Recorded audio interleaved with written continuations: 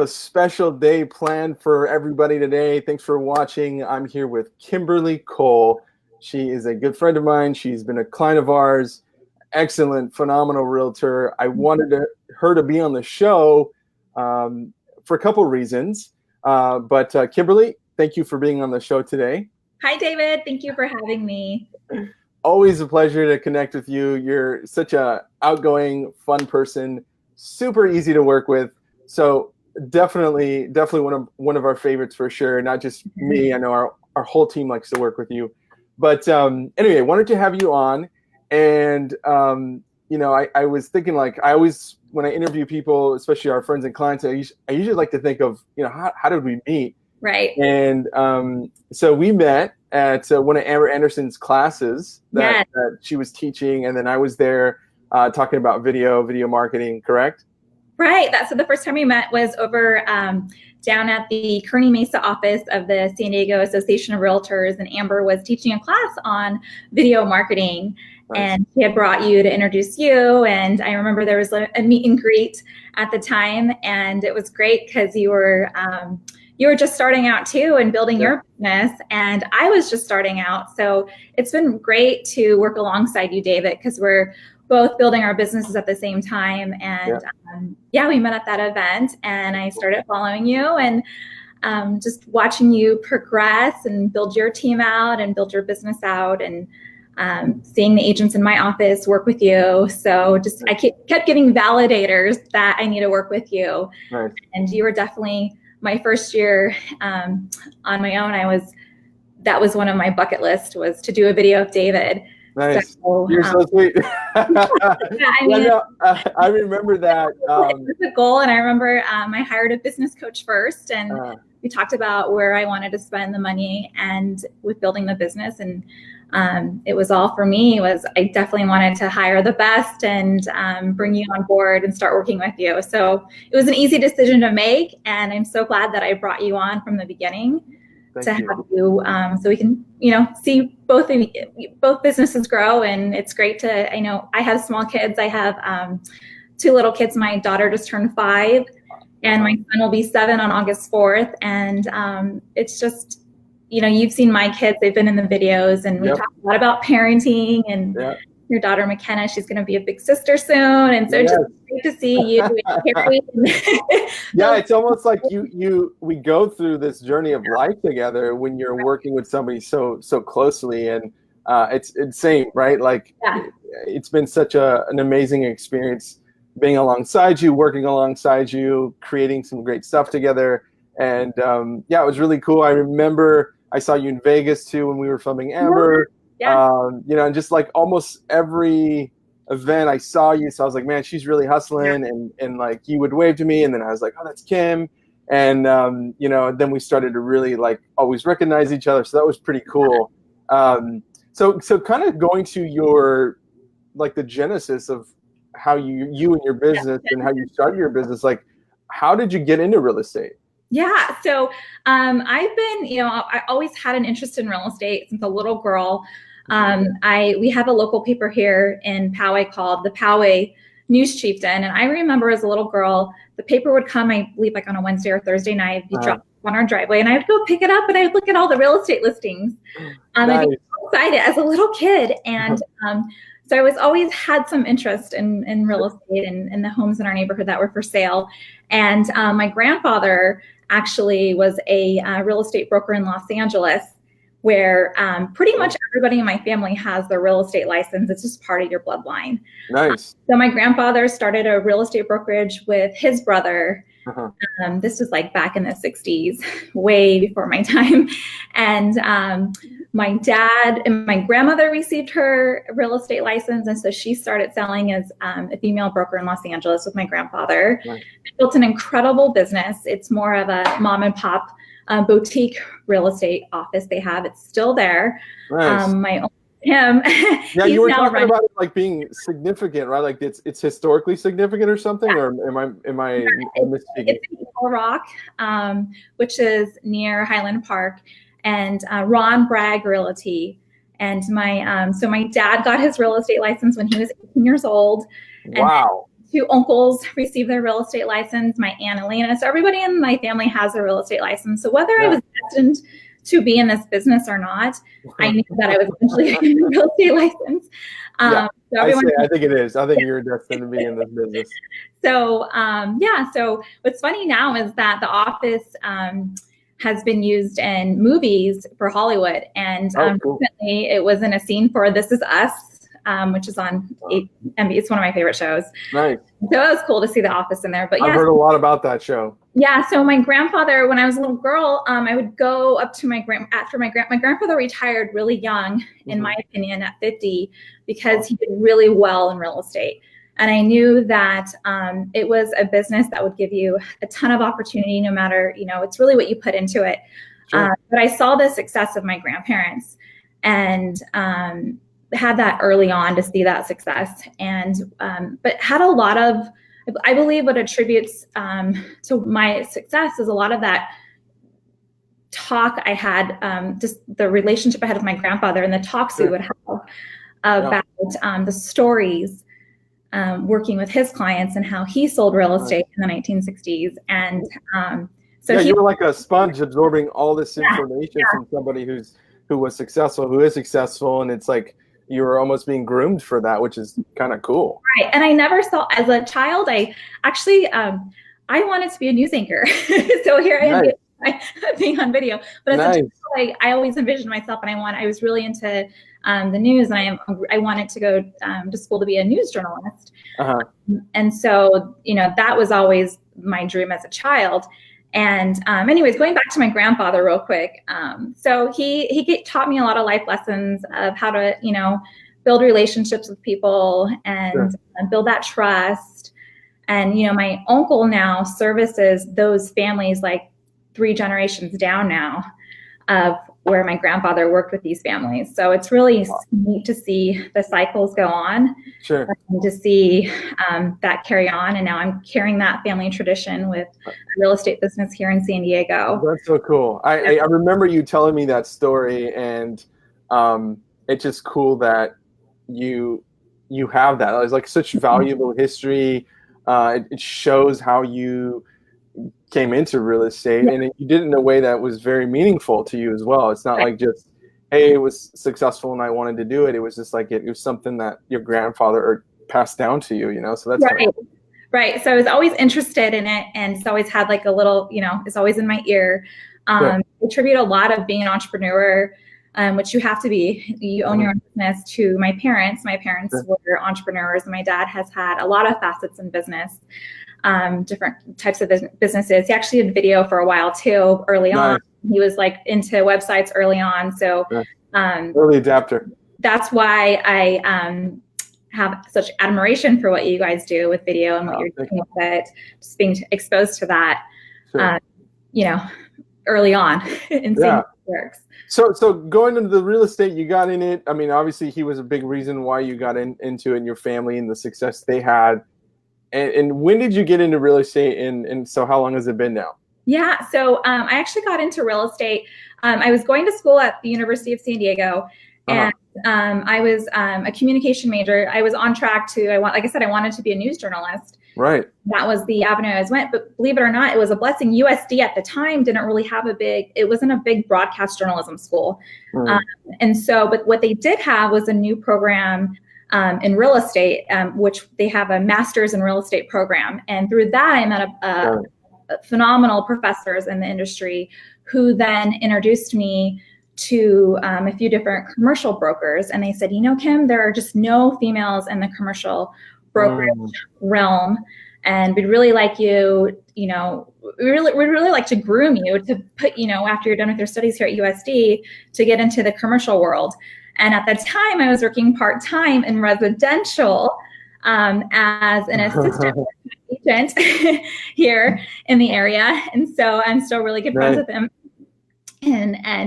And so I was working for him throughout college, and I was like running lockboxes around, and I was doing his flyers at the time on Microsoft Publisher, and I was listings, literally standing in corners of rooms taking photos, and I was doing all the measurements. So I was working part-time for Sam, and it was a great experience because he taught me the hustle of the business, And he would have me drop flyers. He would have me door knock. He would have me listen to Mike Ferry, which was really big at the time, a real estate training program.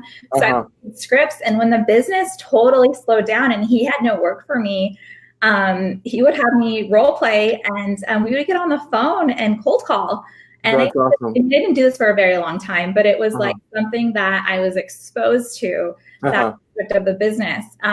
So I was doing that part-time, was working as a weekend receptionist at all the RE/MAX Associates offices throughout San Diego. For Sam part-time. What year was that?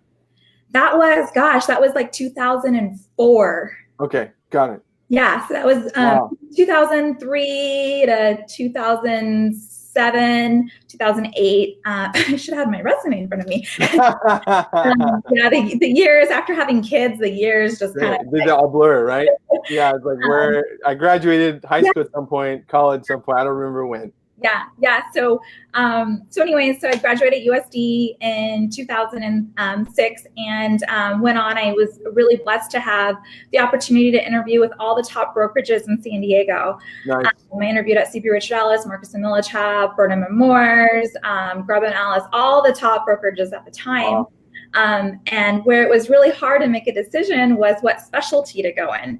And there was apartments, there was industrial leasing, and office retail. I mean, you name it. I had the opportunity to interview with and I had offers, but really it came down to relationship and who I wanted to work with. And I chose to work with one of the top industrial leasing teams.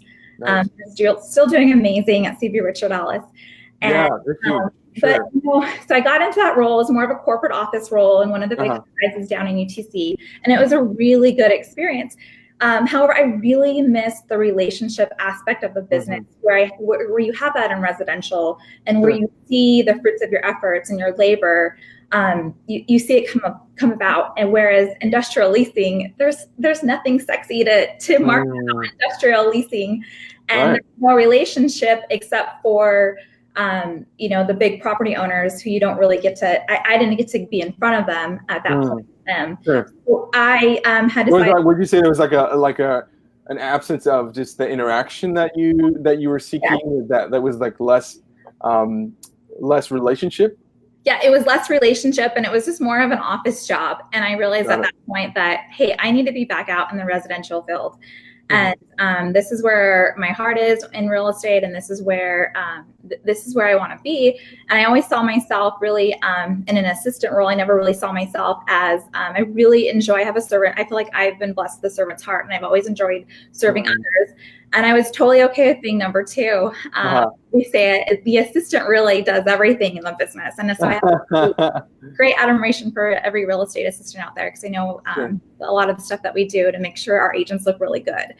And so this is when the short sales kind of came about, and so I worked with an agent who was with Sotheby's too, Scott Vogt.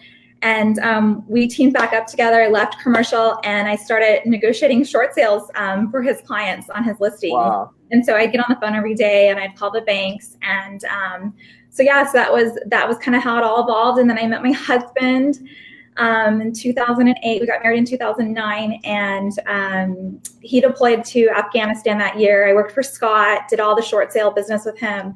And then we had the opportunity to move to Newport, Rhode Island. And to be honest, my husband, Brian, being active duty Navy, he sold it to me that we would never live in San Diego again. This is the last time we'd live here. We're going to live all over the world, live all over different, are you okay with it? I was like totally fine with it. Sure. I never in my wildest dreams thought we were going to come back to San Diego. But we were blessed with orders back to San Diego, where we started our family and where we've been for the last 7 years. So are you you're a native San Diego resident? Okay. Okay. Cool.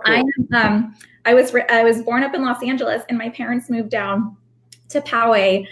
I think it was in '85 when I was 5 years old. That tells you how old I am. And they really wanted good schools, because where we lived in Los Angeles, there wasn't good schools. So it was a big priority for them to have a education. So my parents settled in Poway, and I've lived in Poway, off and on pretty much my entire life. Yes. And then I did the San Diego tour, we call it. So, which is, you go to college, you live in the college areas. lived in Claremont Mesa. I lived in Bay Park. I mean, this is all like college roommates and stuff. And then did the whole PV tour. I mean, if you haven't lived in San Diego, I mean, you have to live in PV at one point, right? I did the PV tour. So I did the PV tour with roommates. That's cool. And, it was such a blast. I mean, looking back, you got to do the PV tour with the beach cruisers, and that's such a San Diego thing. So you're born and raised here, or not born and raised here, but you moved really early on. You grew up here, kind of moved to the East Coast with your husband, came back, started real estate, and then like kind of really took off, right? I mean, that was my experience watching you grow. You kind of blew up pretty quickly. Yeah. So, I mean, my story, I mean, I've shared my story is that, after my second Hannah was born, so my kids are 20 months apart. And, at the time I was just going through a lot. We had some questions about my son with developmentally things that were going on. And I was really, really having a hard time being a stay-at-home mom. And, I've shared the story before with my MOPS groups, and I'm very transparent about my story. But I suffered really bad with postpartum anxiety and postpartum disorder. And it hit me like the book and every website says it happens right after you have a baby or at 4 months. Well, it hit me a little bit later. And I had just a hard time being at home with the kids. Love being a mom, but being at home with them and going through some challenges with my son was just really hard. Sure. That my husband was like, you need to get back to work because you need an outlet. You need to get out. And so I started doing open houses. I teamed up with Scott Voke again. Nice. We have a great relationship. Yes. And he's like, Kim, when you're ready to come back. And, he was calling me pretty much the day after I gave birth. Like, when do you want to come back? When do you want to come back? And I'm like, no, I got the stay-at-home mom thing. I'm going to do the stay-at-home mom thing. And I really passionate about doing it. And so anyway, so I slowly got back into the business by working with Scott and hosting his open houses.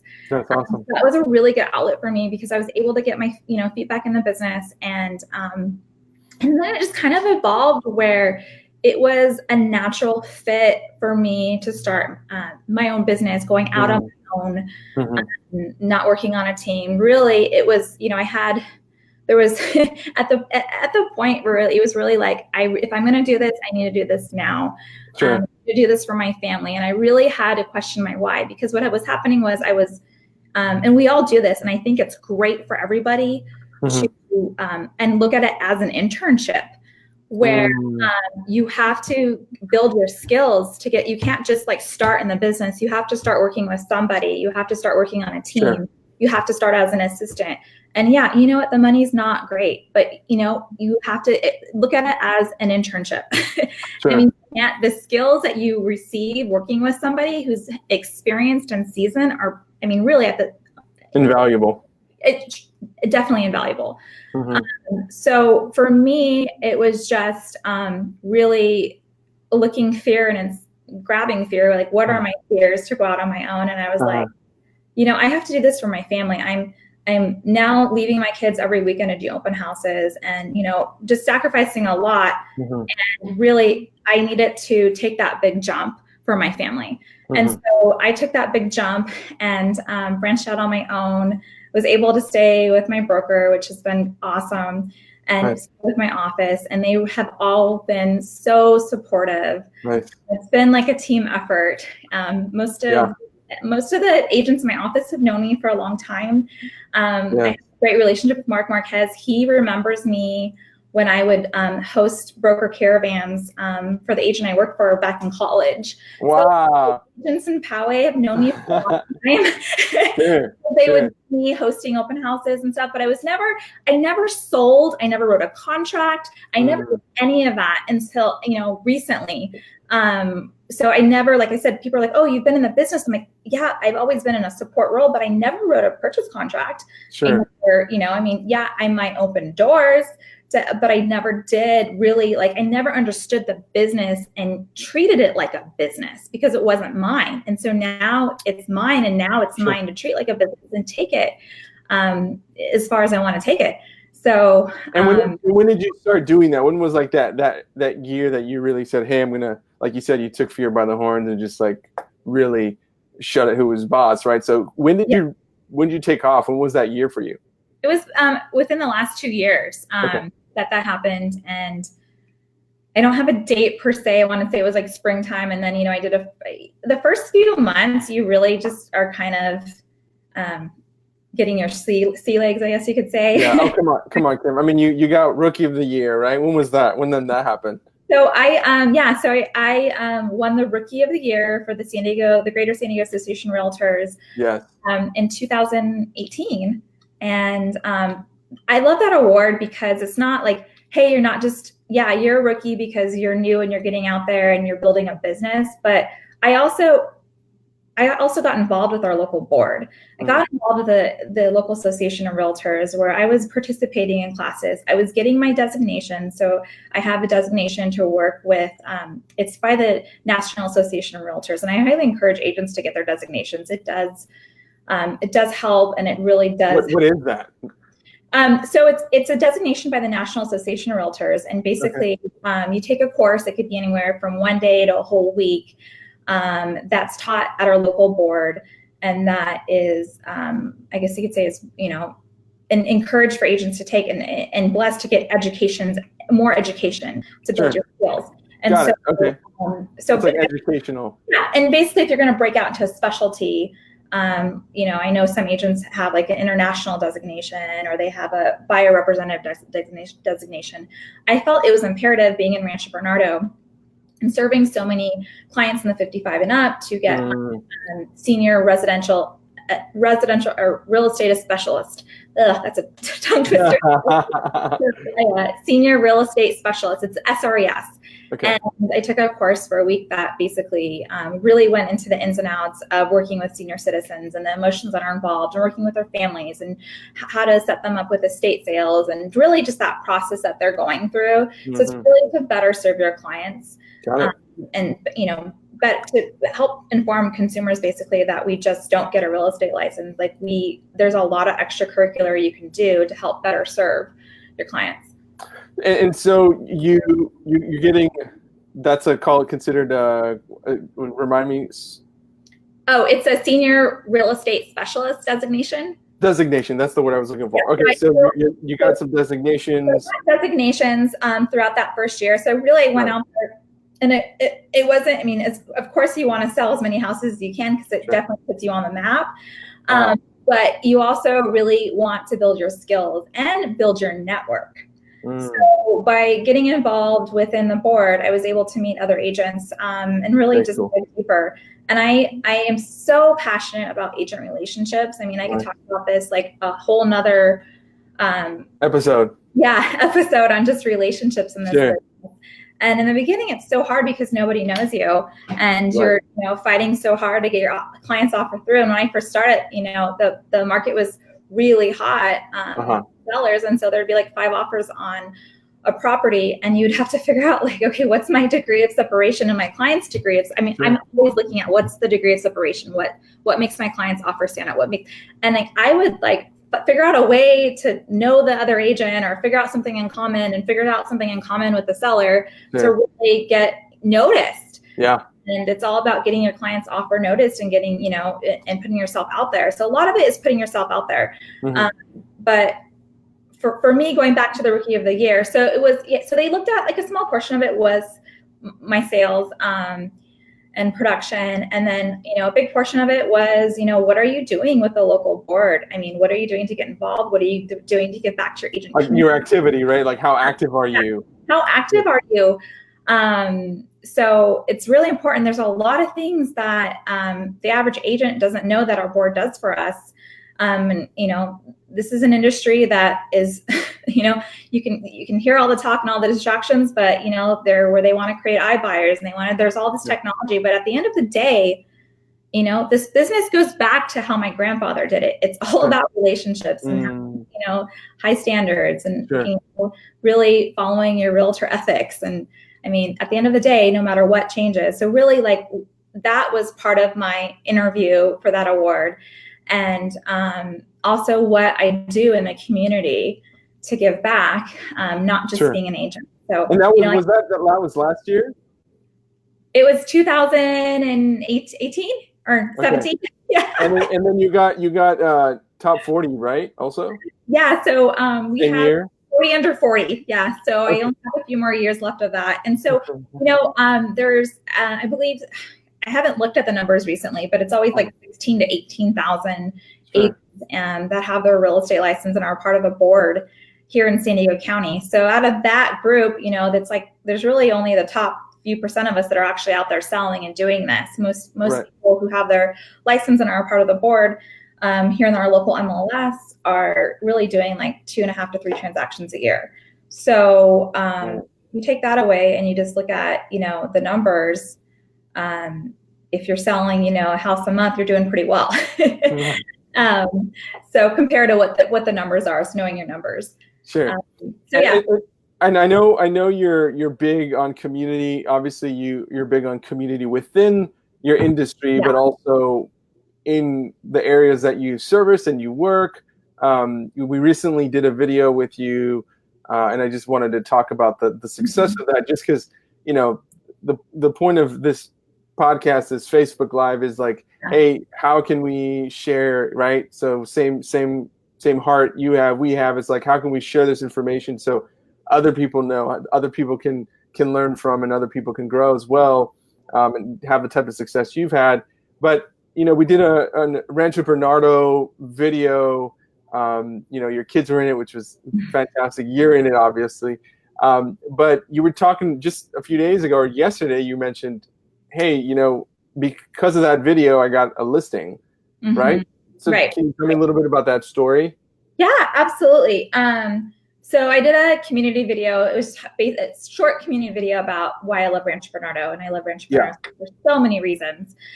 But basically just highlighting the community of RB and what a tight-knit community it is and so forth. But what the video did, and this is how I really have utilized video marketing, is that video is not going to necessarily get you the listing appointment or, the call that, hey, Kim, we've been thinking about, downsizing and moving out of the area. That's not going to, your follow-up with your clients, your, just your discipline to do the business every day is going to get you the appointments. But what it's going to do is it's going to speed up those appointments. Sure. Because it's going to put your client, it's going to put you top of mind and be a validator, basically, for, I know I'm on the mind of, everyone that I work with in my sphere. I'm on their mind, but I'm not top of their mind. Sure. And, so by seeing that, good point. I'm not. I mean, life is crazy and things get busy, and especially I relate so well to young families because I'm in the thick of it. Sure. That, I'm in the same situation too. Like, I'm a sideline buyer. I mean, we eventually want to move up to a bigger house, but we don't. I am empathy to just life gets busy, and to think about moving is so overwhelming. But when people in my sphere see that I'm out there active and really building up the community and seeing that, it's not the hardest thing to move with kids. Sure. Do it, and seeing that happen, it really, kind of gets the wheels spinning a little bit more. Sure. So, so I attribute basically, being able to get into have those conversations sooner, because I know everyone's always thinking about moving, or there's something, or they're thinking about improvements of their house, or thinking something real estate. And what video does is it really puts you top of mind. But I love doing video. This is and I've shared this with you so many times.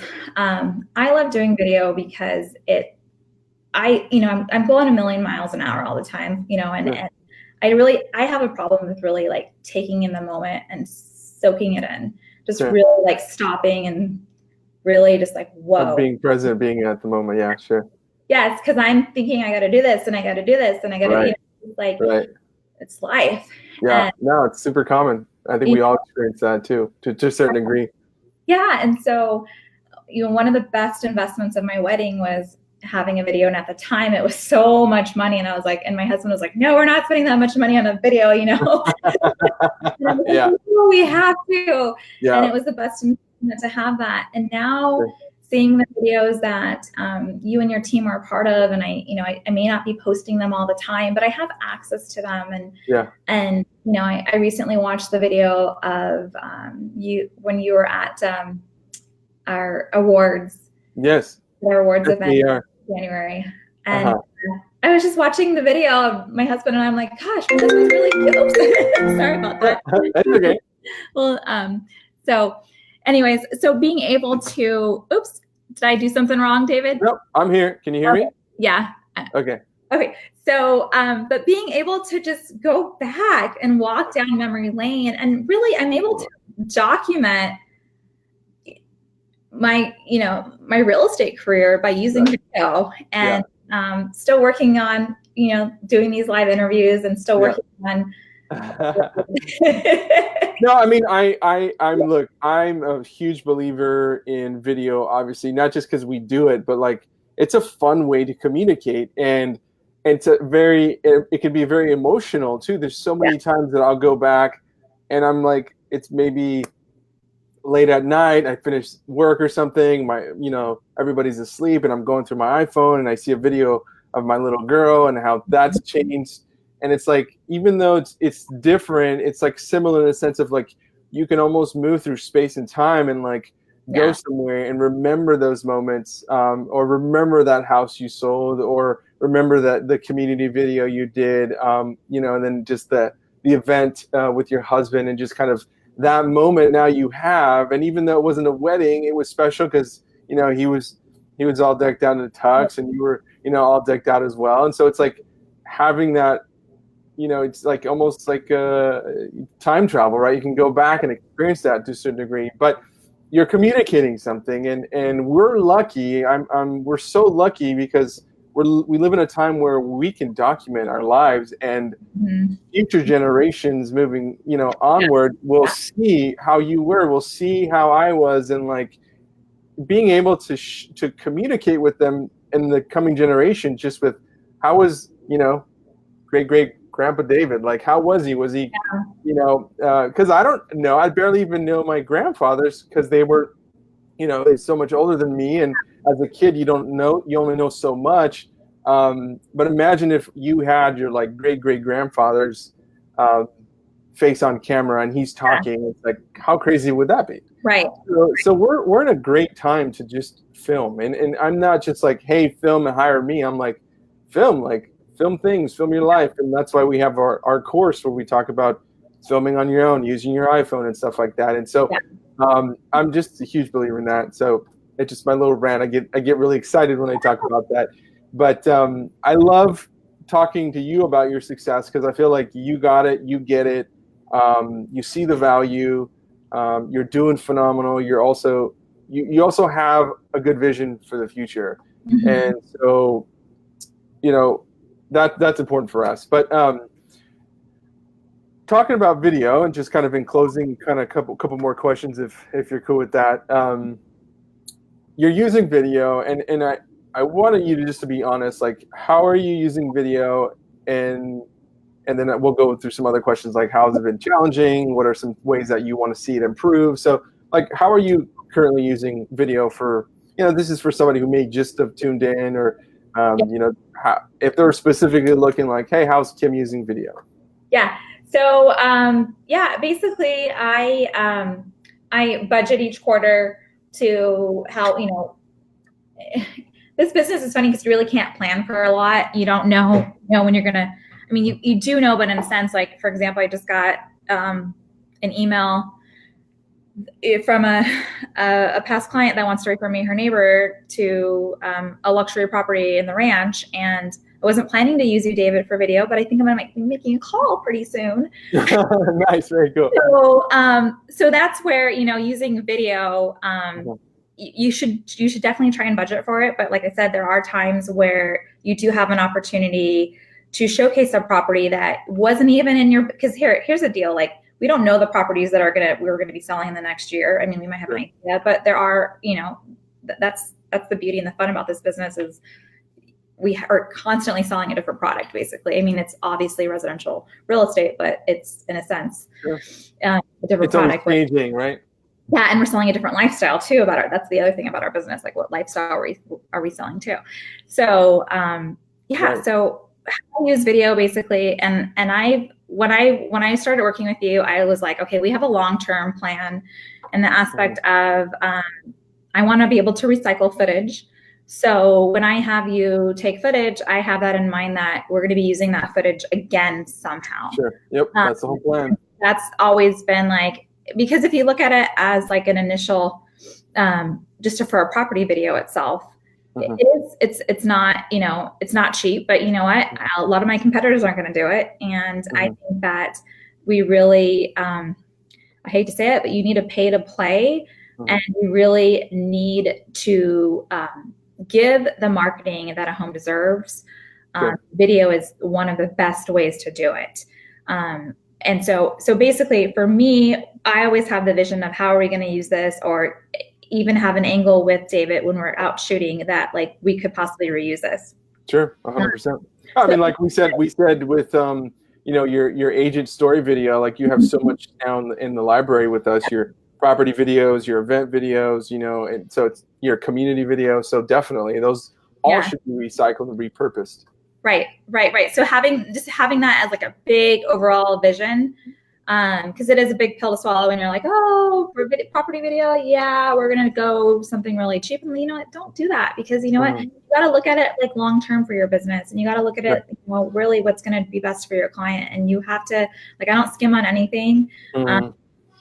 And so for me, it's always highest quality, and knowing that the video is basically going to be high content, good footage that we can reuse, is always have that in the back. It's always in the back of my mind. And then, so I use video, obviously, there's traditional ways to market a property through all the different outlets, whether it's Instagram on the IGTV or it's through Facebook. And then we do YouTube. I don't have haven't fully went on the YouTube channel bandwagon yet, but I know so many agents are doing so well with it. So I highly encourage agents and anybody who owns a business to get on the YouTube bandwagon and having their channel. And then you market it on like different platforms within your company's structure, right? Yes. So we definitely have it through different platforms within the Sotheby's platform.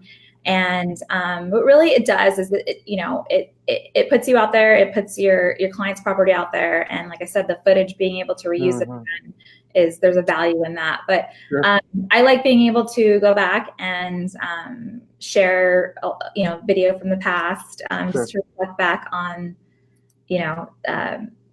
something. It's like a piece of artwork that you're happy to right. Well, especially if it's sold, right? Like I tell agents all the time, like if you sell a property, you should share that again, right? Like it might take 30 days, it might take 2 days, but it doesn't matter. Like you should celebrate those moments. And a lot of times it gets passed up. You're like, oh, I'm just so busy, I'm glad it's closed. And then like, oh, let's reuse that, because that's another touch point, right? For your audience, for your sphere. Right. And it's great partying with you, because when we partner together, I know you kind of nudge me to reuse my video, and even you're always promoting your clients too. So I think it's great. It's not, here's your video, we're never going to see you again. David is all about really helping you figure out how to utilize your video. And maybe if I could, plug you and say that I think that's the best aspect, is that we've done video and I've gotten super busy and forgotten about it, or, other things became priorities for me, and you're relaunching the video for me. I'm like, oh, thank you so much. Otherwise, it would have to wait for a year and it'd be on my Facebook timeline. For Facebook timeline to help me with those memories. No, it's great. You get tagged and you can share, and it's like, I feel like that for my business, it's like such a great thing, because one, it allows you to share your portfolio, right? And then two, it's like, hey, Kim, we did this together. This was great. And now, because we did that, we actually just texted each other. We're like, hey, and it was like a way for us to reconnect. And then now something really great came out of it as well, which is like, having you on this. And so, it all comes back full circle. I mean, if we are able to promote what our clients are doing, because again, we don't put out anything that we're not happy with. Right. So we're proud and we share, and we can tag you on Instagram, and you can repost that. We can tag you on Facebook, and you could share that. So it's like trying to make it super easy, right? For you to just share it, to do what you want with it, get it out again. So, but any challenges? I know we had talked a little bit about some challenges, but with video right now, what are some of your biggest challenges? For me, my biggest challenge is I would say I have two currently at the moment. I think I'm social media checked out. I'm just a little. I mean, we all go through this where you're just so over it, and I need a break. Yep. I know it's like a double-edged sword because it's good. You have to always have social proof, but I get burned out of social media, and I don't want to go. Right. I mean, I want to go on and see what my friends and family are doing. Sure. But I don't want to post about my stuff, and I don't want to. And you also have two kids who are on summer break, and that's so hard to break away from that. I mean, it's such a what my wife always says, like, you really only have like 15 summers with your kids, you know, and then they're like gone, and then they're like want to do their own thing, and not that you won't continue to do stuff in the summertime with your kids, but they get to a certain age and they're just like, yeah, we're good, Mom, you know. Yeah. We're good, and you don't want to miss that out. So I miss out on that. So I get it. So yeah, I'm totally in the moment right now with my children, and totally just really want to really be in front and in present. It's like I said, it's so cliche because it's like you want to be in front of your clients. Okay, well then you need to be on social media. Right. Sure. So really at the end of the day, being in front of your clients is having meetings with them and meeting up for coffee. And for me, a lot of my clients are part of, my circle of friends, and it's going on play dates, they're having drinks with the girls and stuff. So really, I mean, I don't need to be on social media to be doing that. But at the sense, I mean, that's where like my frustration is with it, is that, I have to go on it. So really, what it comes down to is just being disciplined. It is, I'm going to be on it in the morning, and I'm going to allow these times. And I mean, so much so that if you're really struggling and you're just getting down that rabbit hole, like my biggest issue is that I'll go on and I'll, hey, I better upload this picture. And all of a sudden I'm like looking at, I don't know. So, or I get a text message from somebody that needs something, and then it's like, wait, what was I doing? So that's the hardest part, is just raw distraction. Totally. And then again, it's just like, I think it kind of goes in with the whole distraction, is just remembering to post and be current. Sure. And there are avenues for that. I have, and I'll be completely honest, I have had other people post things for me, but you know what? It doesn't feel real and authentic. I agree. I mean, I feel like at minimum, you should pick one or two channels and like have that be yours, because so many times now I see agents and I'm just like, I know you, and I'm speaking third person here. I'm like, I know you, and that doesn't seem like you. You can kind of almost feel somebody's presence with their post, like, because how they kind of are on their words and how they act. If they're funny. And when it's not them, you're just like, oh, I mean, it doesn't bother me, but I'm just like, oh, it's somebody, your assistant or another company is doing it. But I get it. Like, you don't need to do that for YouTube. You don't need to do that necessarily for every platform, right? Because you can automate stuff. But the ones that you kind of like I like Instagram and Facebook. I kind of try to be there as active as possible. But here's the deal: is that I am so blessed to be so close to so many of my clients. I keep a relationship. I don't just like sell your house, we never talk again, or help you find a house, talking. I mean, a lot of my buyers who end up moving, relocating the area, I end up being really close with them. And, I have annual client parties, but I hang out with a lot of my clients and we stay in touch. So what's really cool is that after, you build that relationship, they've had, they're raving fans of you now, because you help them find their dream house, or you help them beat out 5 other offers, or whatever it is. But, they're a raving fan. So it makes them excited to see that you're helping others, and that they, others are getting the same experience that they had with Kim Cole. So, to see, and then even I would say the power of the mom. My mom friends are like my biggest cheerleaders, and I'm so grateful for them, because it was, the mom guilt is totally real. And my closest friends know the struggles that I have with the mom guilt and, making a lot of sacrifices to build a business. And, but they're my biggest cheerleaders. And they're the first ones to hit all the likes. And when I, have a sale or have a new listing, like they are so excited. And because like we're all kind of walking through this journey together, and they've all my business, and I really attribute a lot of it to my network and the power of the mom. I want to say, I mean, like anytime there's a recommendation or like, hey, I'm like some mom's group or whatever, like I'm a realtor, it's like you have to use Kimberly Cole, and it's that's where it's like, wow, like I really. The group circle of this group of women who are moms is like such a powerful group of women. I mean, it's like a powerhouse. I see it all the time too. Like I would say that's one of the most beautiful things like I experienced, as a parent, like seeing how moms were with my wife, and like seeing that, it was like, man, you never really experience it or really realize the power of moms and their groups and just like their support for each other until you have a kid. Yeah, and then I have that with my military spouse groups. I mean, we're all like, that's a journey in itself to have a husband that, deploys often and that is in danger and so forth. So like, anytime that whole network of women is so powerful to be around.